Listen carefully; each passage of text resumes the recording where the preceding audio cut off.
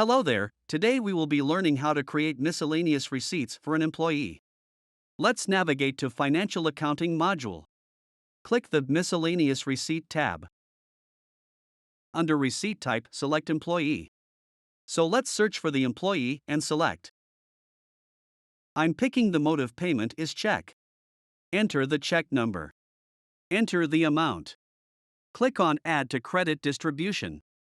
Now select the account that you want to deposit the amount. Enter the amount. Click on Add Item Changes. Select the bank that you want to deposit to. You can see the amount below here. Click on Preview to view the PDF and also submit the miscellaneous receipts for an employee. Now here is the receipt in PDF format with all the details of employee name, account name, and also the amount.